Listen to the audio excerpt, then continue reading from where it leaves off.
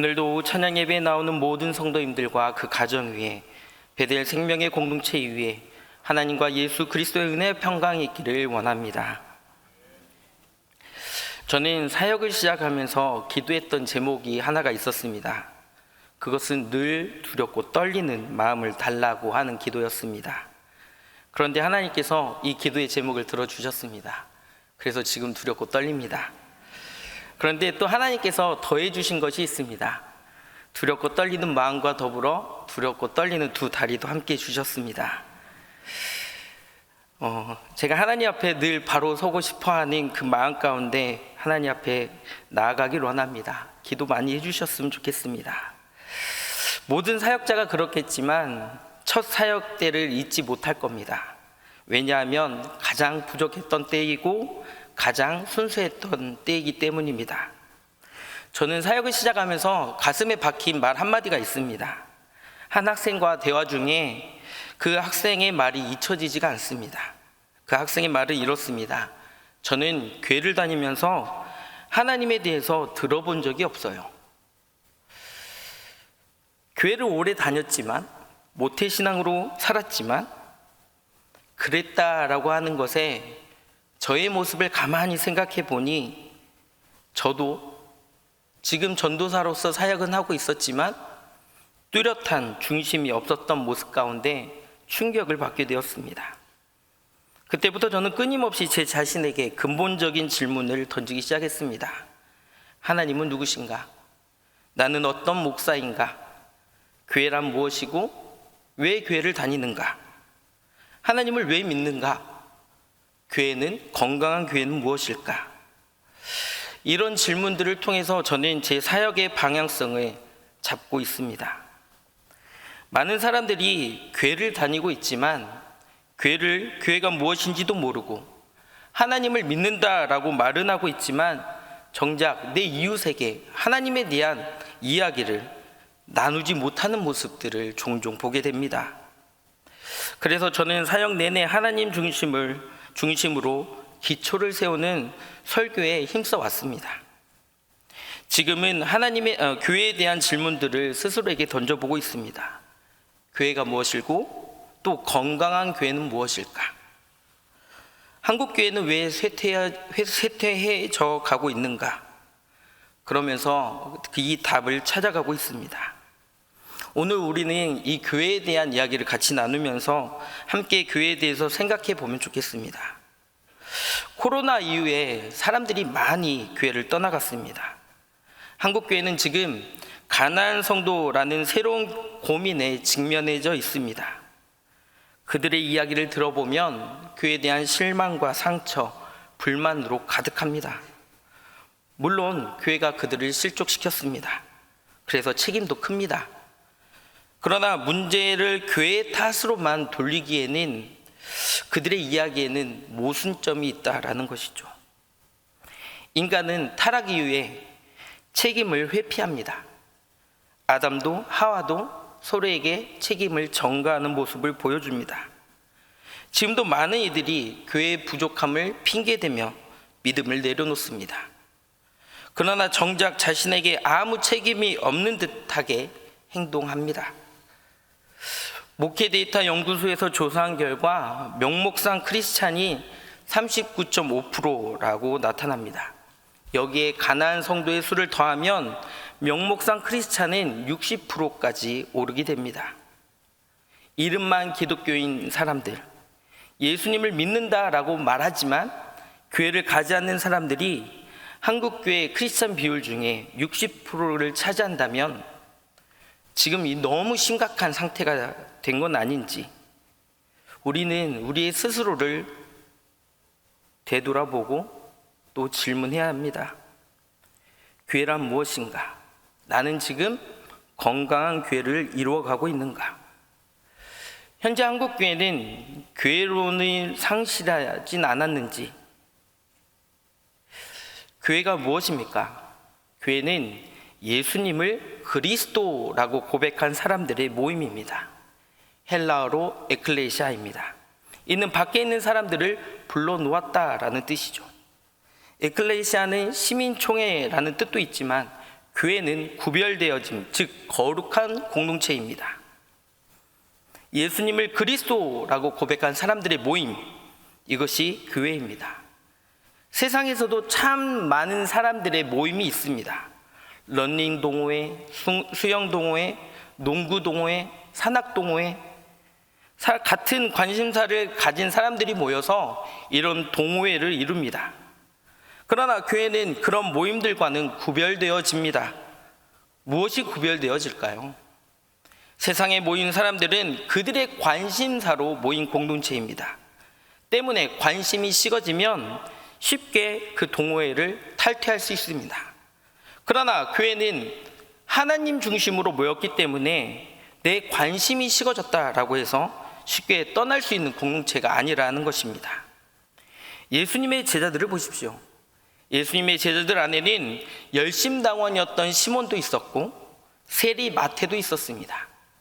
당시 이들은 서로를 원수처럼 여겼던 사람들입니다. 그러나 예수님께서는 이들을 불러서 하나의 공동체로 이루어가게 하셨습니다. 예수님께서는 그들을 불렀습니다. 교회로 모이게 하셨습니다. 세상에서 어떠하든 교회는 모두가 그리스도 안에서 형제이고 자매가 됩니다. 초대교회에서는 형제, 자매라는 호칭을 사용했습니다. 이는 처음 교회에 나온 사람들에게 사용한 호칭이 아닙니다. 교회의 일원이 된 사람들에게 형제요, 자매라는 호칭을 사용했던 겁니다. 당시 귀족제의 사회였던 주인과 노예가 구별되었던 그 시대에 교회에 오면 모두가 형제이고 모두가 자매라고 하는 것은 엄청난 큰 충격이었습니다. 그럼에도 이것이 가능했던 것은 예수님 중심으로, 하나님 중심으로 모였던 것이기 때문입니다. 한국교회 초기의 모습에도 이와 같은 모습을 볼 수 있습니다. 김제에 가면 금산교회라는 것이 있습니다. 기역자교회로 유명한 교회입니다. 이 교회에 유명한 일화가 있습니다. 그 당시 지주였던 조덕삼 씨가 교회를 다닐 무렵에 그 집에서 일하던 마부였던 이자익 청년도 함께 예수를 믿었습니다.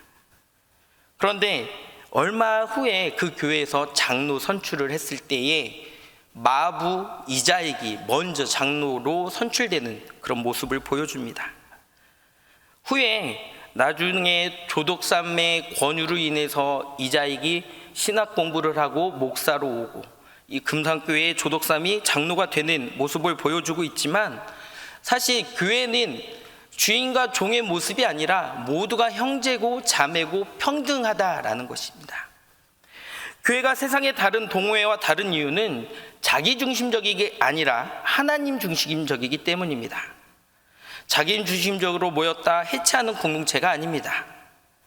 교회의 잘못된 모습 속에 종교개혁을 이야기하다 보면 지금 한국교회에 종교개혁이 필요하다라고 이야기하는 사람들이 참 많이 있습니다.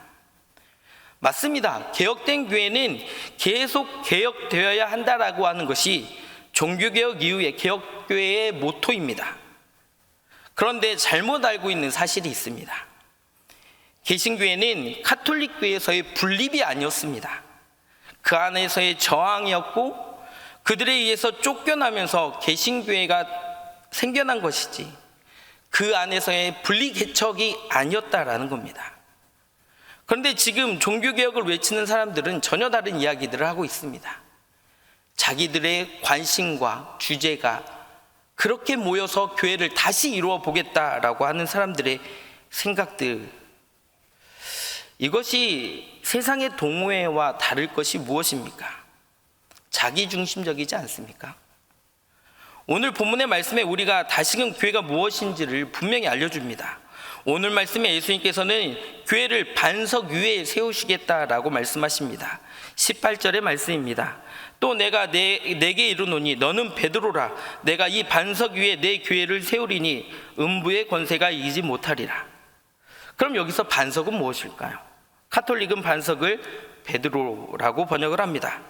그러나 여기서 보십시오. 주님과 제자들의 대화 중에 그들의 신앙의 고백을 예수님께서 듣고 싶어 하신다라는 것이죠. 예수님께서 제자들에게 물으십니다. 사람들이 인자를 누구를 하느냐? 제자들이 대답하죠. 더러는 세례 요한, 더러는 엘리야, 어떤 이는 예레미야 선지자 중에 하나라고 이야기를 합니다. 그러나 예수님께서는 다시 물으십니다. 15절의 말씀입니다. 이르시되 너희는 나를 누구라 하느냐? 예수님의 관심사는 사람들이 어떻게 고백하든 그것이 중요한 것이 아니라 지금 너가 나를 어떻게 고백하고 있느냐, 이것이 더 중요했다라는 것이죠. 제자들 중에 베드로가 대답합니다. 시몬 베드로가 대답하여 이르되 주는 그리스도시요 살아계신 하나님의 아들이시니이다. 예수님은 지금 우리에게 어떤 신앙의 고백을 이루어가고 있는가를 질문하고 계시다라는 것입니다. 예수님께서는 이 신앙의 고백 위에 분명히 교회를 세우시겠다라고 말씀합니다. 그렇다면 우리 안에 분명한 신앙의 고백이 있는가 스스로 질문해 보십시오. 혹여 우리가 믿음이 부족하여져서 온전한 신앙의 고백을 이루지 못한다라고 한다면 우리의 믿음을 솔직히 하나님 앞에 도와달라고 요청하십시오. 우리의 이성으로 예수님을 그리스도라고 고백하는 것은 쉽지 않은 일입니다. 여러분, 우리 한번 생각해 보셨으면 좋겠습니다. 우리는 2000년 전 그 예수님을 보지 못했기 때문에 혹여 추상적인 개념 안에서 상상의 예수님을 만들어내면서 예수님을 고백하고 있는 것은 아닌지, 정말 당시 제자들은 같은 또래의 30대 예수를 그리스도라고 고백하고 있는 것입니다. 그것이 쉽겠습니까, 여러분? 여러분, 이 교회의 청년들 중에 그가 그리스도라고 고백하는 것이 여러분 쉽겠냐라는 것이죠. 쉽지 않습니다. 그래서 성경은 얘기합니다. 17절의 말씀에 예수께서 대답하여 이르시되 바요나 시몬아 내가 복이 있도다. 이를 내게 알게 한 이는 혈육이 아니요 하늘에 계신 내 아버지시니라. 이를 알게 한 것은 사람에게서 가능한 것이 아니라 하나님께서 가능하게 하셨다라는 것입니다. 예수님을 그리스도라고 고백한다라고 하는 것은 우리의 이성으로는 불가능합니다. 이를 가능하게 하신 것은 성령 하나님께서 가능하게 하십니다. 고린도전서 12장 3절 하반부의 말씀에 성령으로 아니하고서는 누구든지 예수를 주라 할 수 없느니라 라고 말씀을 합니다. 혈과 육으로 신앙생활하다 보면 나의 관념적인 것들이 채워져야 내가 믿겠다라고 얘기합니다. 내가 뭔가 믿을만 해야 믿겠다라고 얘기합니다. 그러나 성경을 읽어보십시오. 우리의 이성으로 믿을 만한 일들이 많이 기록되어져 있습니까? 물이 포도주가 되고 홍해가 갈라지고 죽은 사람이 부활하고, 이것이 우리의 이성으로 믿어지냐라는 것이죠. 사람들은 믿어지지 않으니 교회 안에서의 이런 역사 안에서 이런 것들을 배제하려고 하는 모습들도 존재했습니다. 여러 신화의 이야기를 가지고 와서 예수님의 이야기 또한 신화적으로 믿으려고 했던 모습들도 있습니다. 인간의 이성으로는 쉽지 않을 겁니다. 아니, 쉽지 않습니다. 불가능합니다. 자기 중심적 신앙의 모습으로 신앙생활을 하게 되면 지금은 내 의지로 교회를 다니고 있겠지만 교회가 힘들고 어려워지면, 나에게 시련이 찾아오고 고통이 찾아오면 쉽게 교회를 떠나는 모습으로 나타난다라는 것이죠. 역사적 예수를 고백할 수 있다면, 그게 가능하다면 그렇게 쉽게 교회를 저버릴 수는 없을 겁니다. 복음의 기쁨을 쉽게 상실하지는 않을 겁니다. 지금 예수님께서 교회를 이룬 우리에게 찾아오셔서 우리에게 다시금 물으십니다. 너희는 나를 누구라 하느냐? 교회는 325년 니케아에서 회의를 통해서 신앙의 고백문을 채택합니다. 이는 교회가 신앙의 고백 위에 세워지기 때문입니다. 우리 교회는 매주일 사도신경을 통해서 우리의 신앙을 고백합니다. 저는 어렸을 때 교회에서 사도신경을 왜 해야 하는지 배워본 적이 없습니다. 그냥 외워라 라고 해서 외웠던 기억뿐이 없습니다.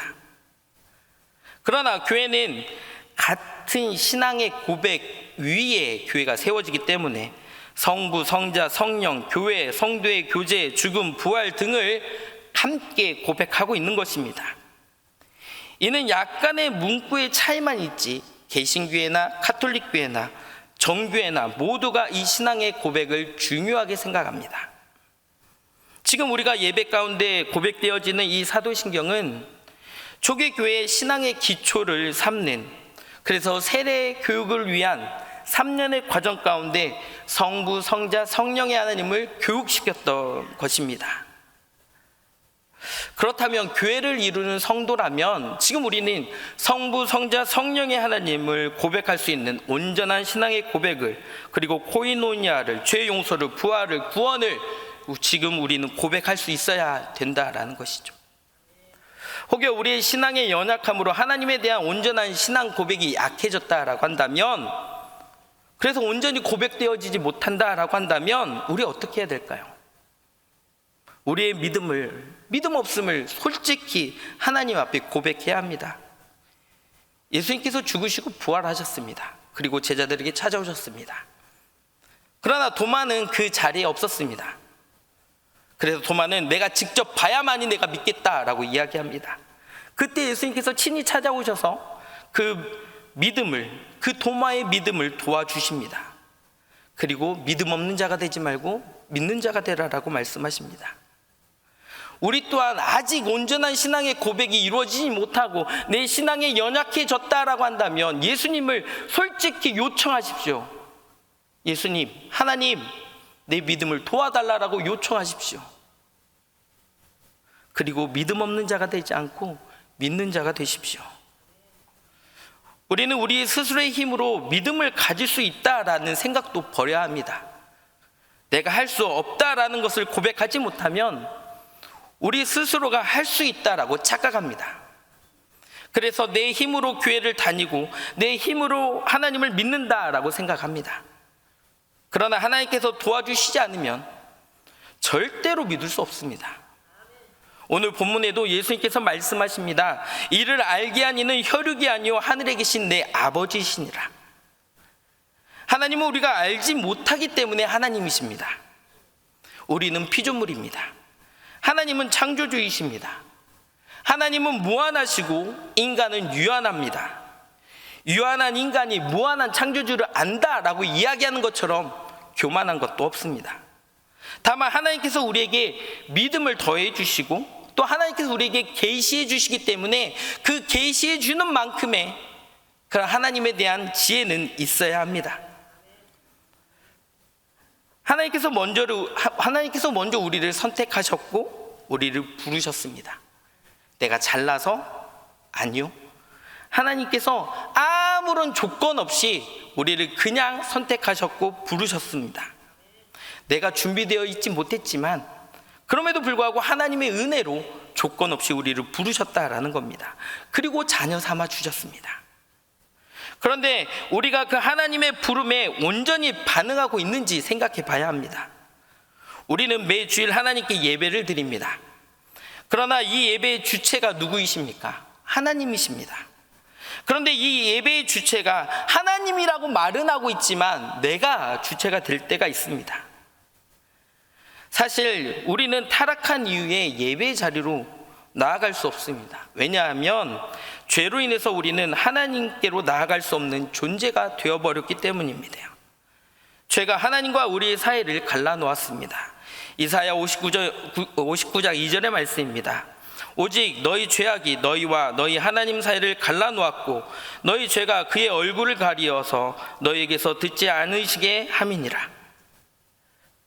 하지만 하나님께서 십자가에서의 대속하심으로 은혜를 부르셨고 은혜를 베풀어 주셨고 그 예배의 부름을 통해서 우리를 초청하십니다.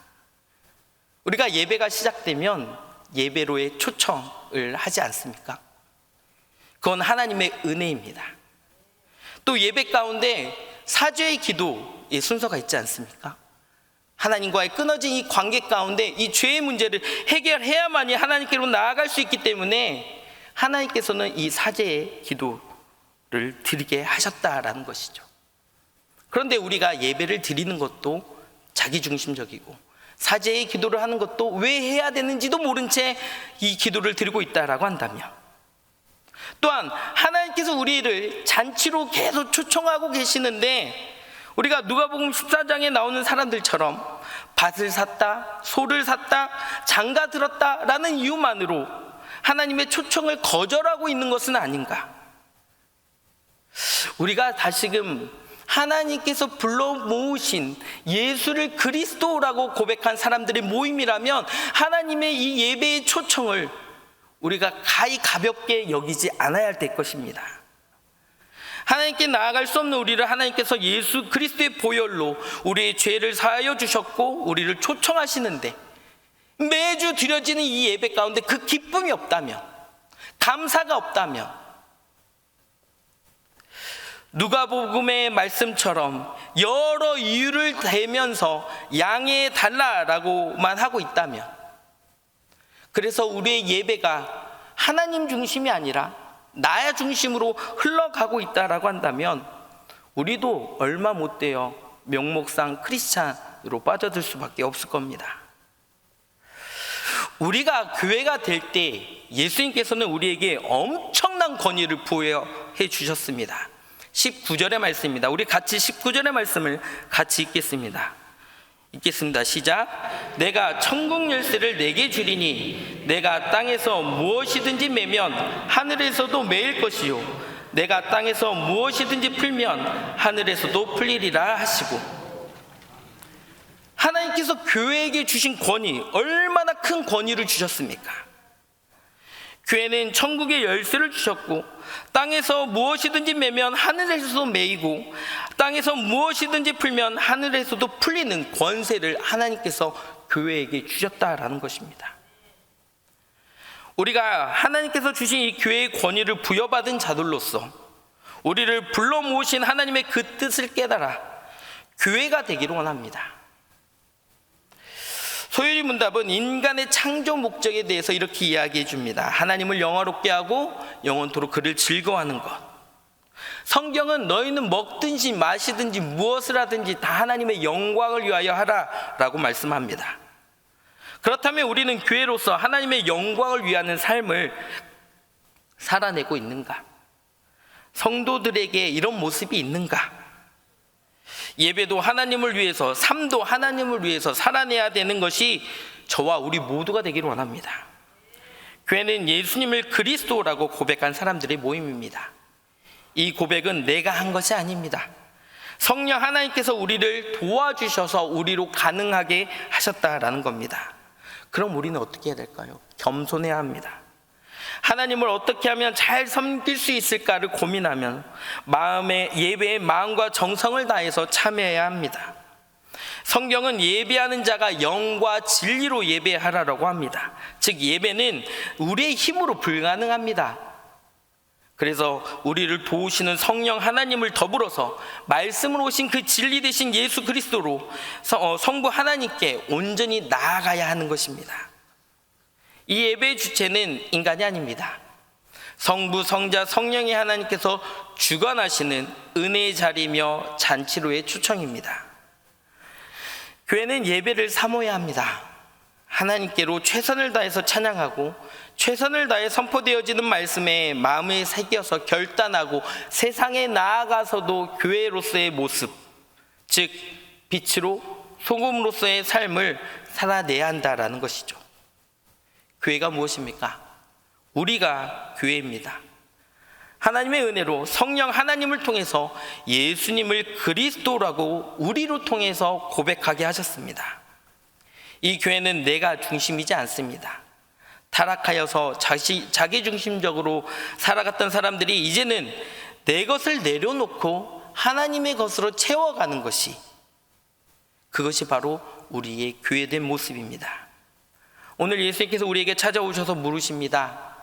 너희는 나를 누구라 하느냐? 이 물음에 우리 스스로의 믿음의 고백을 세워가는 저와 우리 모두가 되기를 간절히 원합니다. 함께 기도하겠습니다. 사랑의 하나님, 은혜를 감사를 드립니다. 우리를 불러 예배자로 세워주시고 주의 교회를 섬기게 하시며 또 주님 앞에 나아갈 수 있도록 하여 주심에 감사를 드립니다.